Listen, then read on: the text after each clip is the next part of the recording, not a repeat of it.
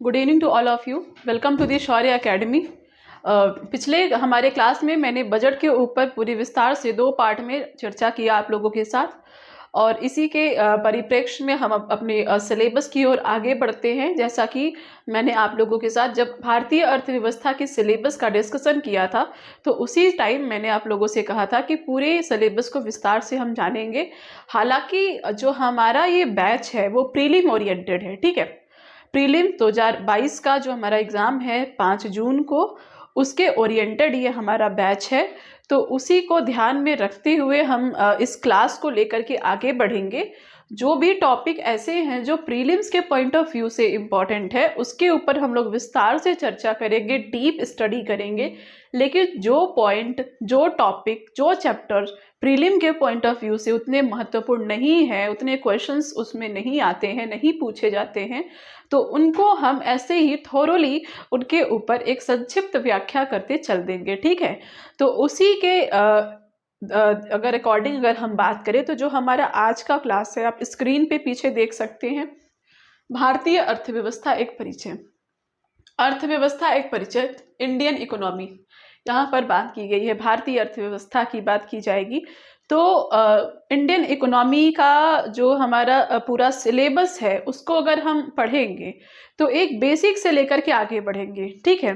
हालांकि आप लोगों में से कुछ लोग ऐसे होंगे जिनकी डिमांड होती है कि जो इम्पोर्टेंट चैप्टर्स हैं डायरेक्ट हम उन्हीं को उठाएं, लेकिन जो जानते हैं उनके लिए तो सही है, लेकिन जो नहीं जानते हैं उनके लिए वो बहुत ही ज़्यादा बल्कि हो जाएगा, उन्हें इंटरेस्ट भी नहीं आएगा। क्योंकि एक तो अर्थव्यवस्था ऐसा विषय है जिसको वैसे भी लोग पढ़ने से भागते हैं काफ़ी मात्रा में। ऐसे में अगर आपको बेसिक समझ ना हो तो फिर आप कैसे समझेंगे उसे। इसीलिए चाहे कम शब्दों में ही सही, एक संक्षिप्त रूप से ही सही, हम बेसिक से एंड तक जाएंगे अपने पूरे सिलेबस को लेकर के, ताकि आपको किसी भी चीज़ को लेकर के, किसी भी टर्म को लेकर के कोई दुविधा न हो। हाँ, ये हो सकता है कि चूंकि प्रीलिम ओरिएंटेड क्लास है तो यहाँ पर हम जो चीज़ें अनावश्यक हैं, अनावश्यक तो कुछ भी नहीं है अगर वो हमारे सिलेबस में है तो, लेकिन प्रीलिम के पॉइंट ऑफ व्यू से जो लीस्ट इम्पॉर्टेंट है उनको हम लीस्ट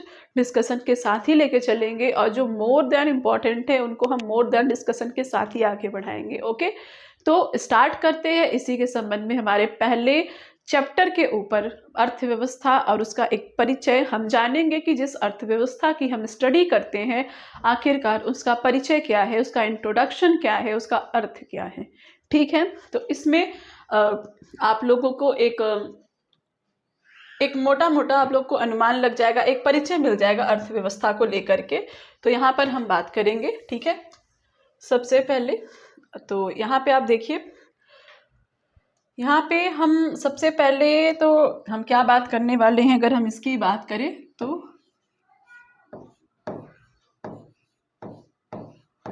भारतीय अर्थव्यवस्था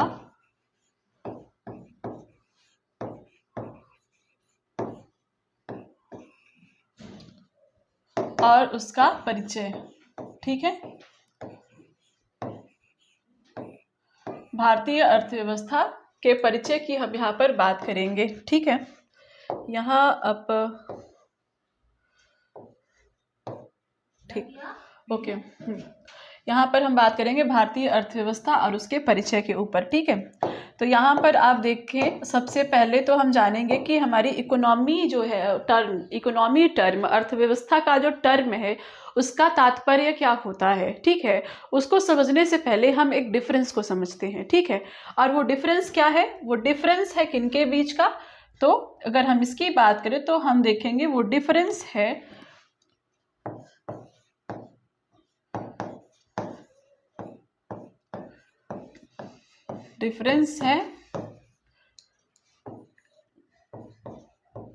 इकोनॉमिक्स एंड इकोनॉमी के बीच का। आप लोग को लग रहा होगा कि ये अलग अलग क्या है, तो आप लोग जान ले कि इकोनॉमिक्स अलग होता है और इकोनॉमी अलग होता है। इकोनॉमिक्स से तात्पर्य है अर्थशास्त्र का, ठीक है। इकोनॉमिक्स का तात्पर्य है अर्थशास्त्र, यानी इसका अर्थ है हिंदी में अर्थशास्त्र, और इकोनॉमी का अर्थ है अर्थव्यवस्था, जिसका हम अपने सिलेबस के अंतर्गत स्टडी करते हैं, अर्थव्यवस्था का। ठीक है, जैसा कि सिलेबस डिस्कशन में मैंने बताया था कि जब भी हम अपने यूपीएससी या फिर किसी भी सिविल सर्विसेज एग्जाम में जब भी हम इकोनॉमी पढ़ते हैं तो हम अर्थव्यवस्था को पढ़ते हैं, ना कि अर्थशास्त्र को। ठीक है, हालांकि अगर आप ऑप्शनल सब्जेक्ट पढ़ेंगे तो आप वहाँ पर अर्थव्यवस्था को नहीं, अर्थशास्त्र को पढ़ेंगे। ठीक है, क्योंकि अर्थशास्त्र काफ़ी वृहद होता है, तो उसका हमारे जीएस के या फिर किसी भी वनडे एग्जाम में उसका उतना ज़्यादा महत्व नहीं है, क्योंकि उतना डीप में हमें जाने की आवश्यकता नहीं है, क्योंकि बृहद है और बहुत सारे सब्जेक्ट हमें पढ़ने हैं।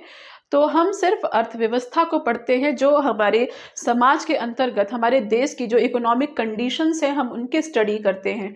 ठीक है, तो सबसे पहले हम जानेंगे कि इकोनॉमिक्स एंड इकोनॉमी में डिफरेंस क्या होता है। ठीक है, तो इसकी हम एक परिभाषा यहाँ पर समझते हैं, डेफिनेशन।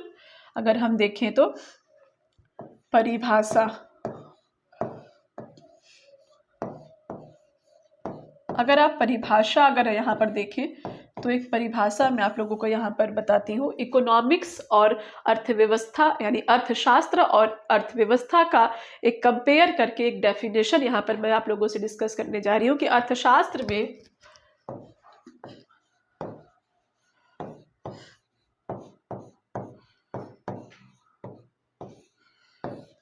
वन सेकेंड,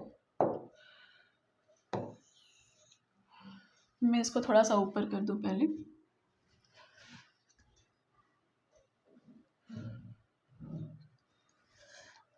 आप सभी यहाँ पे इसको देखिए, तो यहाँ पर हम बात करने वाले हैं किसकी, अर्थशास्त्र और अर्थव्यवस्था की डेफिनेशन, और उसके अंतर को हम उसी परिभाषा के तहत समझेंगे।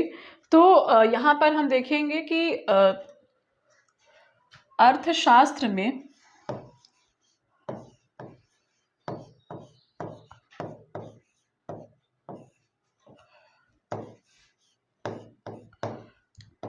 आर्थिक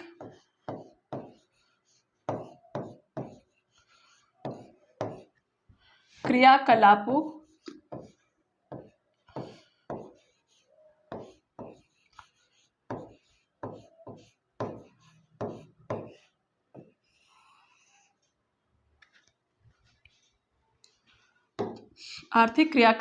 एवं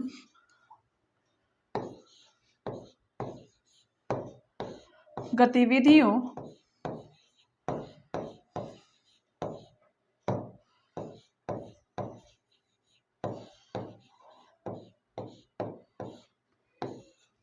से संबंधित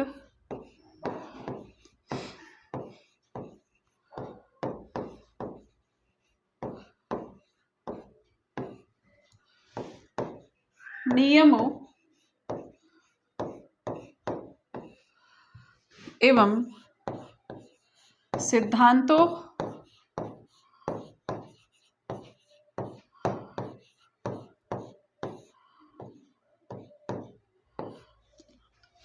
का अध्ययन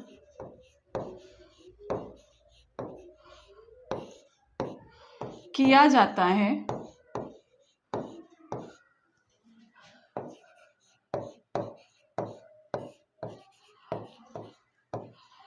जबकि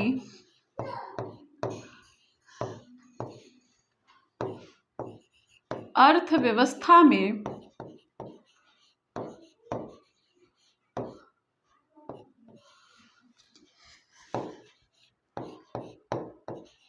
इन्हीं का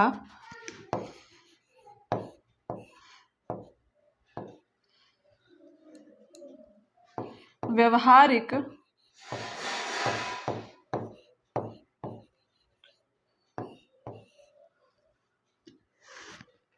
प्रयोग होता है।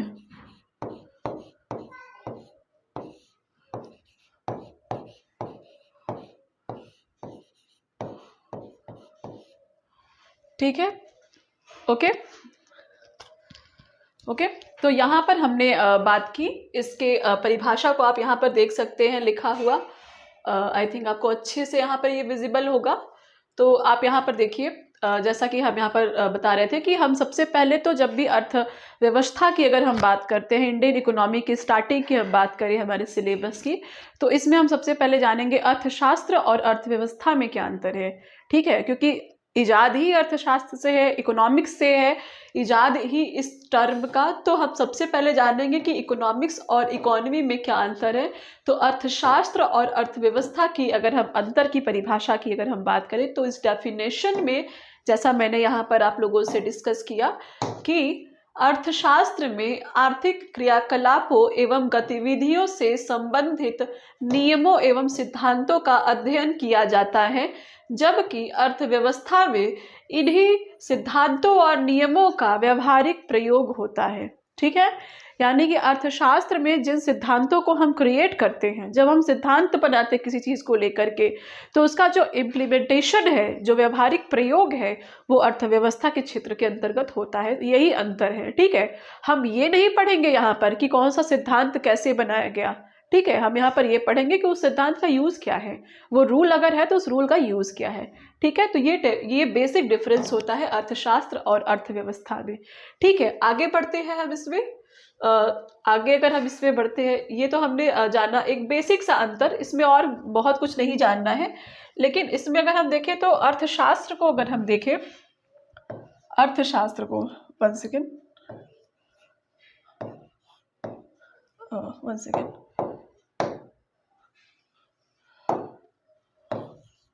यहाँ पर हम बात करते हैं अर्थशास्त्र और अर्थव्यवस्था में हमने अंतर को देखा। अर्थशास्त्र को अगर हम देखें तो इसका आप जानेंगे कि यहाँ पर हम दो टाइप के अर्थशास्त्र को जानते हैं। ठीक है, कौन कौन से? एक तो हो गया व्यष्टि अर्थशास्त्र। ठीक है, व्यष्टि अर्थशास्त्र।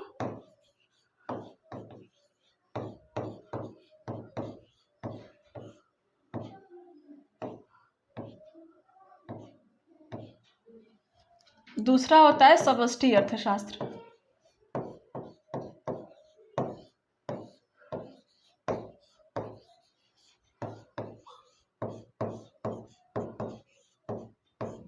ओके, अगर आप इसको इंग्लिश में अगर हम देखें तो इसको हम बोलते हैं माइक्रो इकोनॉमी। ठीक है, और इसको हम बोलते हैं मैक्रो इकोनॉमी। ठीक है, क्या अंतर है माइक्रो इकोनॉमी और मैक्रो इकोनॉमी में? अगर हम यहाँ पे बात करें तो आप इसका एक उदाहरण समझिए। जैसे आप एक जंगल और पेड़ का उदाहरण लीजिए, एक जंगल का उदाहरण लीजिए। जब भी हम जंगल का अध्ययन अगर हम करते हैं, चूंकि जंगल एक बृहद रूप है। ठीक है, समष्टि अर्थशास्त्र में आप जंगल को रखिए। ठीक है, जंगल को, और व्यष्टि अर्थशास्त्र में आप पेड़ों को रखिए, पेड़ पौधों को रखिए। ठीक है, सॉरी, इधर लिख दीजिए, पेड़ों को रखिए, पेड़ पौधों को रखिए। क्यों? क्योंकि देखिए, हम जब सूक्ष्म अध्ययन करते हैं किसी भी चीज का, सूक्ष्म अध्ययन बारीकी से जब हम स्टडी करते हैं कि पहले पेड़ कैसे बने, कैसे वो मतलब उनका विकास हुआ, पौधों का कैसे विकास हुआ, कैसे हर चीज बनी, तब जा करके एक जंगल बना। तो हम उसका स्टडी जब करते हैं, कि एक चीज का बारीकी से सूक्ष्म अध्ययन करते हैं, वो हम व्यष्टि अर्थशास्त्र के अंतर्गत करते हैं। लेकिन जब हम समष्टि अर्थशास्त्र का अध्ययन करते हैं तो हम ये नहीं पढ़ते हैं कि हाँ, जंगल का निर्माण कैसे हुआ। ठीक है, कि पेड़ कैसे बने, उसमें जानवर आए तो कैसे आए, कीड़े कहाँ से आए, नदियाँ कहाँ से, उस एक जंगल का पूरा एटमॉस्फेयर का बारीक अध्ययन हम नहीं करते हैं। हम बस मोटा मोटा जंगल का पूरा जो एक कॉन्सेप्ट है उसको समझ लेते हैं समष्टि अर्थशास्त्र के अंतर्गत। ठीक है, तो समष्टि अर्थशास्त्र वृहद होता है और व्यष्टि अर्थशास्त्र सूक्ष्म अध्ययन करता है। इसीलिए जब भी हम इंडिया की इकोनॉमी को पढ़ते हैं हमारे सिलेबस के अंतर्गत, तो हम व्यष्टि अर्थशास्त्र को ना पढ़ करके समष्टि अर्थशास्त्र को पढ़ते हैं। हालांकि दोनों एक दूसरे के पूरक हैं, लेकिन यहाँ पर हमें एक मोटा मोटा एक स्टडी करना होता है, तो हम अर्थव्यवस्था के अंतर्गत समष्टि अर्थशास्त्र के ऊपर ज़्यादा ध्यान देते हैं। ठीक है, इसके बाद हम आगे बढ़ते हैं इसमें, आगे बढ़ते हैं हम इसमें नेक्स्ट अपने पॉइंट की ओर। तो यहाँ पर हम देखेंगे, इसके बाद जो हम बात करेंगे अर्थव्यवस्था के वर्गीकरण की। ठीक है, अर्थव्यवस्था के वर्गीकरण को हम जानेंगे कि हमारे समाज में अर्थव्यवस्था के कितने टाइप्स होते हैं। ठीक है, तो सबसे पहले तो आपको यहाँ पे हम बता दें अर्थव्यवस्था का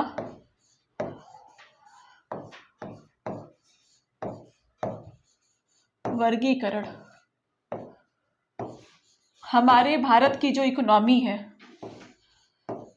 उसके अंतर्गत जिस अर्थव्यवस्था को हम पढ़ते हैं उसका वर्गीकरण क्या है, या फिर आप टाइप बोल सकते हैं, अर्थव्यवस्था के प्रकार क्या है। तो कई टाइप से आज के विश्व में कई टाइप से इकोनॉमिक जो कंट्रीज हैं उनको कई टाइप से जाना जाता है, कई टाइप से स्टडी किया जाता है। कई टाइप है जिनके आधार पर अर्थव्यवस्था को बांटा गया है हमारे विश्व के अंतर्गत। तो ठीक है, सबसे पहले हम बात करते हैं किसके ऊपर, हमारे अर्थव्यवस्था में क्षेत्रों के आधार पर। भारत की जो अर्थव्यवस्था है, अगर हम भारत की अर्थव्यवस्था को क्षेत्रीय आधार पर बांटे, सबसे पहले क्षेत्रीय आधार पर अगर हम अपने देश की अर्थव्यवस्था को अगर हम बांटते हैं क्षेत्रीय आधार पर, तो हमारी जो क्षेत्रीय आधार पर अर्थव्यवस्था है वो मेनली तो 3 टाइप की है, लेकिन वैसे हम इसको 5 टाइप से आज हम जानते हैं। ठीक है, ओके। तो सबसे पहले कौन सा है, प्राइमरी सेक्टर, प्राइमरी सेक्टर, फिर है सेकेंडरी सेक्टर, फिर है टर्शियरी। ठीक है, उसके बाद है फोर्थ क्वाड्रल आप इसको बोल सकते हैं, और ये है 5th वाला, यानी कि अगर आप इसको देखें तो ये प्रथम क्षेत्र है, द्वितीय क्षेत्र, तृतीय क्षेत्र, चतुर्थ क्षेत्र और पंचम क्षेत्र। आप इसको अच्छे से यहाँ पर हम इसको लिख रहे हैं एक बार फिर से, तो यहाँ पर आप इसको और अच्छे से समझिए। अर्थव्यवस्था के वर्गीकरण की हम यहाँ पर बात करें तो इसमें आप सबसे पहले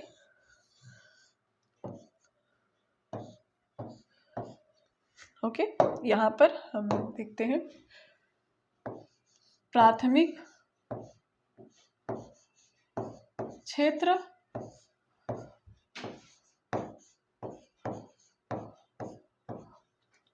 द्वितीयक क्षेत्र,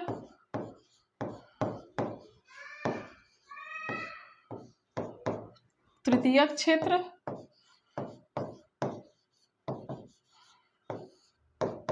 चतुर्थक क्षेत्र,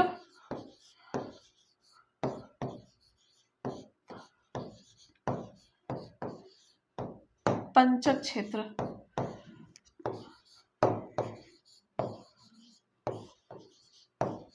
ओके, यहाँ पे आप अगर देखें तो मेनली ये 3 क्षेत्र ज्यादा इंपॉर्टेंट है, ये दोनों बाद में आई टर्म है।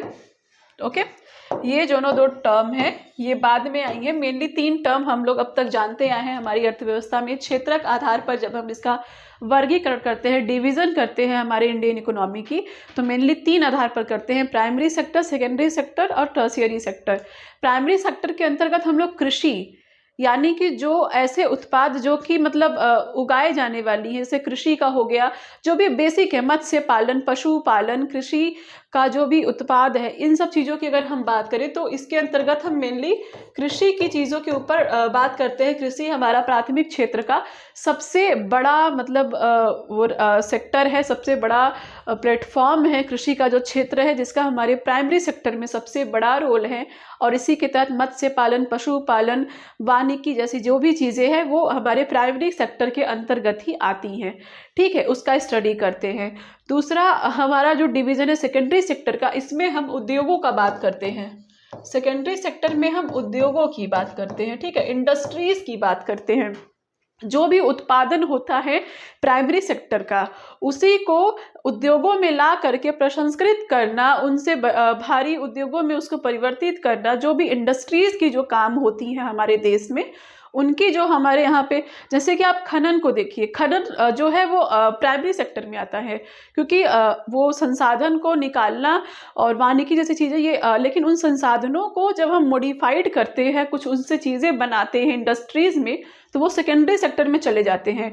टमाटर की खेती हम करते हैं तो टमाटर की जो खेती है वो प्राथमिक क्षेत्र का एक मतलब वो सेक्टर है। लेकिन जब टमाटर की उस उत्पादन से हमें जो टमाटर प्राप्त होता है, जब भी हम उससे केचप वगैरह बनाते हैं, सॉस वगैरह, जैम वगैरह बनाते हैं, तो वो जो है उसका सेकेंडरी सेक्टर में आ जाता है। ठीक है, उत्पादन प्रथम सेक्टर में रहता है और उसका मतलब प्रसंस्करण द्वितीय सेक्टर में आता है। ठीक है, तो इस प्रकार से हम कृषि जो कि प्राइमरी सेक्टर में आता है और उद्योग जो है वो सेकेंडरी सेक्टर में आता है। और उसी प्रकार से थर्ड सेक्टर में आता है हमारा सेवा, जिसको हम सेवा क्षेत्र भी बोलते हैं। तो कृषि क्षेत्र, औद्योगिक क्षेत्र, सेवा क्षेत्र, ये 3 हमारे कोर सेक्टर्स है जिसके ऊपर हमारे इंडियन इकोनॉमी का डिवीजन किया जाता है। ओके, और ये जो चतुर्थ और पंचम क्षेत्र है ये सेवा सेक्टर के मॉडिफाइड वर्जन है। मतलब जो सेवा सेक्टर है, हमारे यहाँ का सेवा क्षेत्र है, तो उसका मॉडिफाइड जो वर्जन है, उसका बहुत ही ज़्यादा उन्नत जो रूप है, उसको चतुर्थक और पंचक क्षेत्र के अंतर्गत शामिल किया गया है। ठीक है, तो इस प्रकार से क्षेत्रक आधार पर ये 5 डिवीजन किए गए हैं आज के भारतीय इकोनॉमी में। ठीक है, आगे बढ़ते हैं। द्वितीय जो हमारा इसमें है दूसरा डिवीजन जो है, ओके, दूसरा डिवीजन जो है यहाँ पे अगर हम देखें तो दूसरे डिवीजन की अगर हम बात करें तो दूसरा जो डिवीजन है यहाँ पे किस आधार पर किया गया है? स्वामित्व के आधार पर।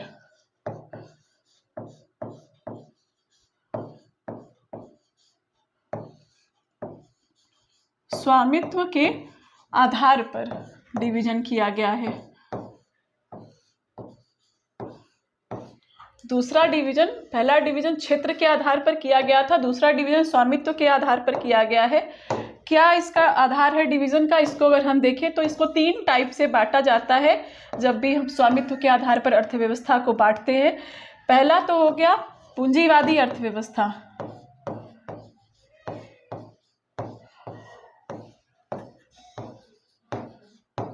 ओके। दूसरा आता है हमारा समाजवादी अर्थव्यवस्था,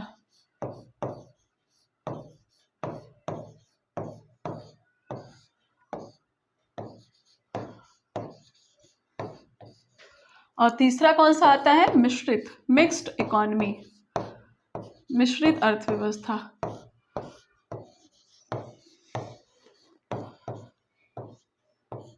ठीक है, तो ये 3 टाइप हम पढ़ते हैं जब भी हम स्वामित्व के आधार पर अर्थव्यवस्था का स्टडी करते हैं। तो ओके, कैसे स्वामित्व के आधार पर इनको हम कैसे कह सकते हैं? ये बहुत ही प्राचीन टर्म है हमारे अर्थव्यवस्था के वर्गीकरण का। तो यहाँ पर क्या होता है कि जब भी हम पूंजीवाद की बात करते हैं तो पूंजीवाद में हम सबसे पहले क्या जानते हैं कि पूंजीवादी में निजी स्वायत्तता होती है, निजी स्वामित्व होता है पूंजीवाद में। ठीक है, और जब भी हम समाजवाद की बात करते हैं तो यहाँ पर जो स्वामित्व होता है वो सरकार का होता है। ठीक है, और जब हम मिश्रित अर्थव्यवस्था की बात करते हैं तो यहाँ पर जो स्वामित्व का क्या होता है? निजी और सरकार, निजी स्वामित्व और सरकार दोनों का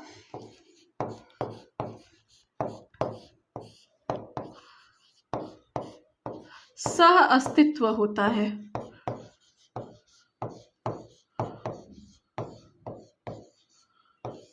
ठीक है, निजी और सरकारी दोनों चीजों का सह अस्तित्व समन्वय होता है मिश्रित इकोनॉमी में, और पूंजीवादी में निजी स्वामित्व होता है और समाजवाद में सरकार का स्वामित्व होता है। इसको अगर हम एक अच्छे से और समझे तो पूंजीवादी अर्थव्यवस्था में हम उत्पादन और लाभ के ऊपर ज़्यादा फोकस्ड रहते हैं कि ज़्यादा से ज़्यादा हमें प्रॉफिट मिले, ज़्यादा से ज़्यादा लाभ मिले, और जो भी होता है, जो भी अधिकार होता है वो निजी व्यक्तियों का होता है। अगर मैंने कोई चीज़ बनाया है, मैं कोई चीज़ कर रही हूँ तो उसमें सिर्फ मेरा अधिकार है, मेरा स्वामित्व है, और इसमें ज़्यादा सरकार का कोई भी हस्तक्षेप नहीं होता है।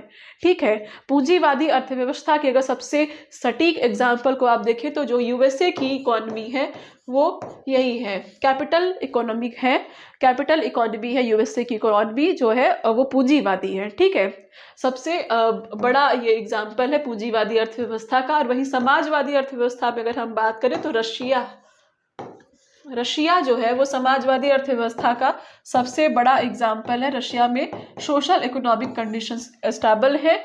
आप सबको बता दें कि रसिया यानी कि सोवियत संघ जब विघटन नहीं हुआ था तो लेनिन के नेतृत्व में सबसे पहला समाजवादी अर्थव्यवस्था वाला देश कोई बना था तो सोवियत संघ बना था। और वही सोवियत संघ का एक हिस्सा विघटन के बाद जो रशिया है हमारा सबसे बड़ा देश जो जाना जाता है हमारे विश्व का, वो समाजवादी अर्थव्यवस्था का निरूपण करता है। ओके, और वही मिक्स्ड इकोनॉमी की हम बात करें तो मिश्रित अर्थव्यवस्था का सबसे बड़ा एग्जाम्पल हमारा इंडिया है। ठीक है, हमारे इंडिया से बेहतरीन एग्जाम्पल मिश्रित अर्थव्यवस्था के लिए कोई भी नहीं है। ठीक है, जब पूरे विश्व में दो अर्थव्यवस्थाओं को लेकर जंग थी, पूंजीवादी और समाजवादी, तब हमारे देश ने दोनों को नकार करके दोनों का समन्वय स्थापित किया और मिश्रित अर्थव्यवस्था का कॉन्सेप्ट पूरे विश्व के समक्ष रखा। ठीक है, और आपको बता दें कि आज के वर्ष में सबसे अधिक अगर कोई अर्थव्यवस्था प्रचलित है तो यही मिश्रित अर्थव्यवस्था ही प्रचलित है। ठीक है, कोई भी कंट्री हो, चाहे वो पूंजीवादी हो चाहे समाजवादी हो, अब चाहे भले ही अपने आप को ये लोग कहें कि हम पूंजीवादी हैं हम समाजवादी हैं, लेकिन अब कहीं ना कहीं ये भी मिश्रित ही हो चुके हैं। ठीक है, क्योंकि जो बेनिफिट है वो इसका ज़्यादा है। ये दोनों अब कट्टर रूप में नहीं विद्यमान है, चाहे यूएसए में ही चाहे रसिया में ही। हाँ, वेटेज भले इनका ज़्यादा है, लेकिन जो वर्तमान में प्रचलन है वो मिक्स्ड इकोनॉमी का सबसे ज़्यादा है। ठीक है, आगे बढ़ते हैं। दूसरा तो हम यहाँ पर बात करेंगे तीसरा क्या आधार है अर्थव्यवस्था के वर्गीकरण का। तीसरा आधार अगर हम देखें अर्थव्यवस्था के वर्गीकरण का तो वो है डेवलपमेंट के आधार पर, विकास के आधार पर।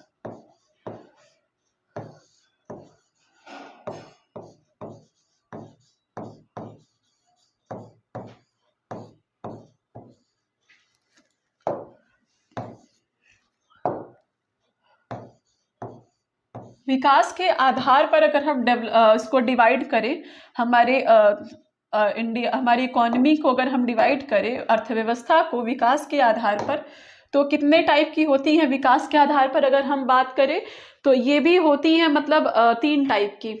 ओके, 3 टाइप की। 3 टाइप की कौन कौन सी होती हैं? विकसित अर्थव्यवस्था,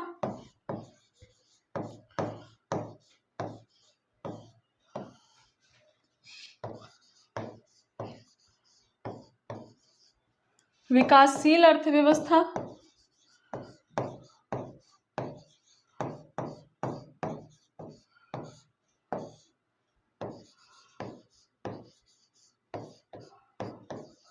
उसके बाद आता है अल्प विकसित।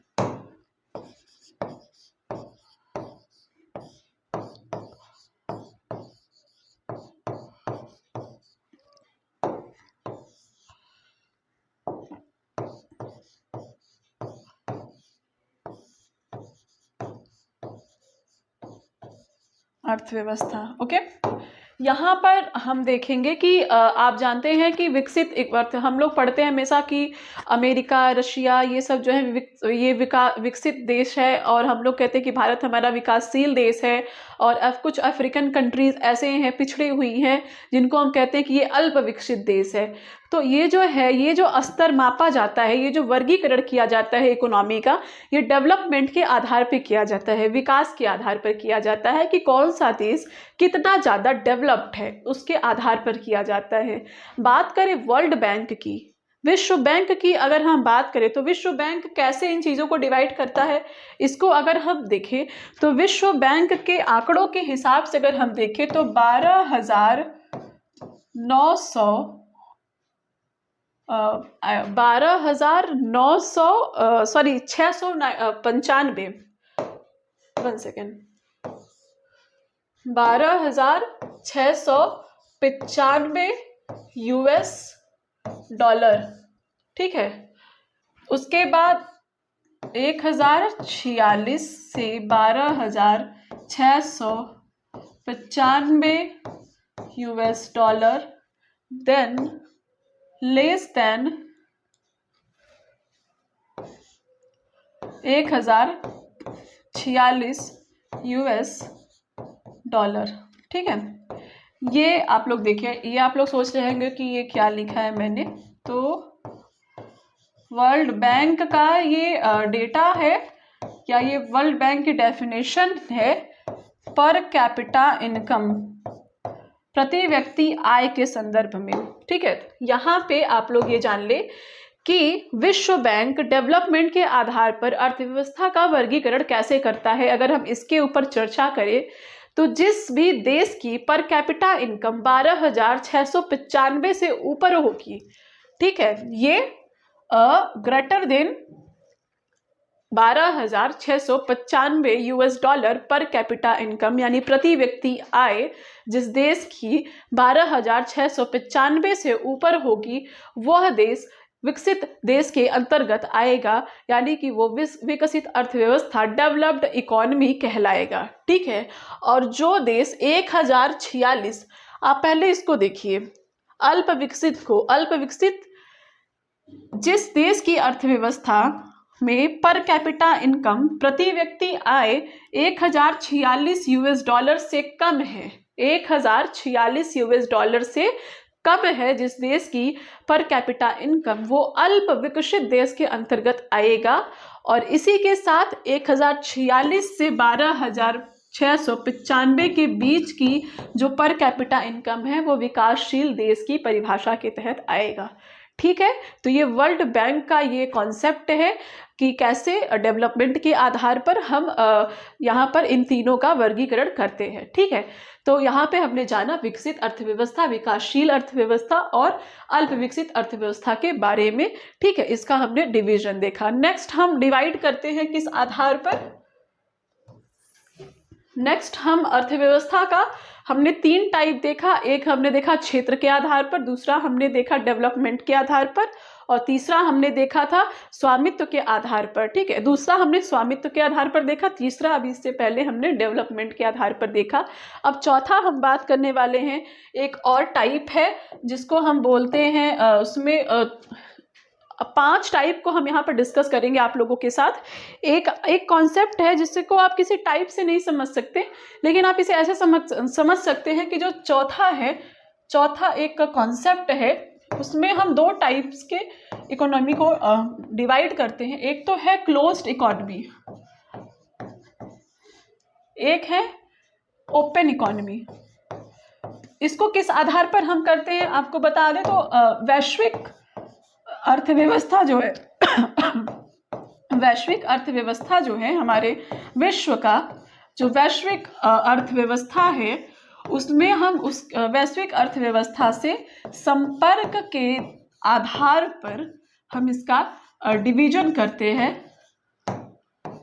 संपर्क के आधार पर हम डिवीजन करते हैं, तो 2 टाइप से हम बांटते हैं इसको। एक तो हो गया क्लोज्ड इकोनॉमी और दूसरा हो गया ओपन इकोनॉमी। क्या तात्पर्य है यहाँ पे बंद अर्थव्यवस्था और खुली अर्थव्यवस्था से? तो बंद अर्थव्यवस्था से तात्पर्य है कि जिस देश की अर्थव्यवस्था का आयात और निर्यात से कोई संबंध ना हो। ठीक है, ना किसी भी तरीके का एक्सपोर्ट हो, ना किसी भी तरीके का इम्पोर्ट हो, तो ऐसी अर्थव्यवस्था क्लोज्ड इकोनॉमी के अंतर्गत आती है, जिसका विश्व की किसी भी अर्थव्यवस्था के साथ कोई भी संपर्क, कोई भी संबंध ना हो, वो बंद अर्थव्यवस्था कहलाती है। और वही ओपन अर्थव्यवस्था में जिसमें इम्पोर्ट एक्सपोर्ट दोनों विद्यमान हो, वो जो इकोनॉमी है वो हमारी ओपन अर्थव्यवस्था के अंतर्गत आती है। उसके तहत हम खुली अर्थव्यवस्था की बात करते हैं। हालांकि एक समय हमारे देश की भी जो इकोनॉमी थी वो ओपन इकोनॉमी नहीं थी, क्लोज्ड थी, लेकिन वर्तमान में हम सभी अगर आप देखें तो पूरी जो अर्थव्यवस्था है हमारे विश्व की, हर एक अर्थव्यवस्था ओपन इकोनॉमी के अंतर्गत आ चुकी है। आज के डेट में कोई भी ऐसी अर्थव्यवस्था नहीं है जो कि क्लोज्ड हो। ठीक है, तो ये रहा वैश्विक संपर्क के आधार पर इकोनॉमी का डिवीजन। ठीक है, यहाँ पे हम नेक्स्ट बात करेंगे पांचवें टाइप का जो वर्गीकरण है इकोनॉमी का। उसमें हम जो हमारा 5th टाइप है उसमें हम बात करेंगे डिपेंडेंसी के आधार पे, ठीक है, निर्भरता के आधार पर अर्थव्यवस्था का वर्गीकरण डिपेंडेंसी के आधार पर। ओके, डिपेंडेंसी के आधार पर, निर्भरता के आधार पर। ओके, निर्भरता के आधार पर क्या डिवीजन है यहाँ पे इकोनॉमी का, इसको अगर हम देखें तो ये 3 टाइप में आते हैं यहाँ पर भी। फर्स्ट टाइप जो इसका आता है वो आता है आत्मनिर्भर अर्थव्यवस्था।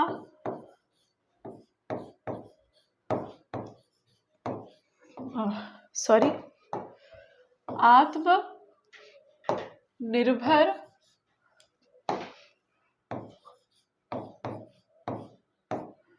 अर्थव्यवस्था। दूसरा आता है आश्रित अर्थव्यवस्था।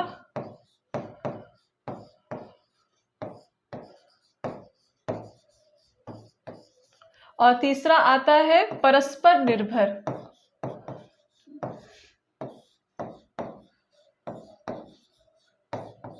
परस्पर निर्भर अर्थव्यवस्था, ठीक है। सेल्फ डिपेंड इकोनॉमी, दूसरा डिपेंडेंट इकोनॉमी, तीसरा म्यूचुअली डिपेंडेंट इकोनॉमी, ठीक है, म्यूचुअली डिपेंडेंट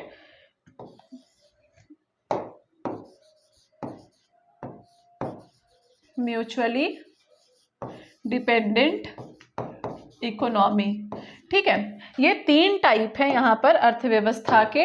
एक तो हो गया सेल्फ डिपेंड, दूसरा हो गया डिपेंडेंट, तीसरा हो गया म्यूचुअली डिपेंडेंट, ठीक है। आखिरकार हम देखेंगे यहाँ पर कि इन तीनों का अलग अलग क्या डिफरेंस है, क्या मतलब है, ठीक है। तो सबसे पहले हम बात करेंगे आत्मनिर्भर अर्थव्यवस्था की। वर्तमान में भारत सरकार भी इसी कॉन्सेप्ट को लेकर चल रही है कि भारत को आत्मनिर्भर बनाया जाए, हर व्यक्ति आत्मनिर्भर बने। तो क्या मतलब है इसका, अर्थव्यवस्था के अगर बिहाव पे अगर हम इसको देखें तो आत्मनिर्भर अर्थव्यवस्था से तात्पर्य है कि एक ऐसा कंट्री जो कि अपने देश की सभी आवश्यकताओं और सभी ज़रूरतों को अपने ही देश में फुलफिल कर ले, उसे बाहरी किसी भी देश की ज़रा सी भी आवश्यकता न हो, ठीक है। तो ऐसा देश सेल्फ डिपेंड इकोनॉमी वाला देश कहा जाएगा, यानी कि वो पूरी तरीके से आत्मनिर्भर होगा, ठीक है। और दूसरा एक ऐसा देश जो कि अपनी पूरी ज़रूरतों को पूरा करने के लिए किसी अन्य देश के ऊपर पूरी तरीके से निर्भर है, डिपेंडेंट है।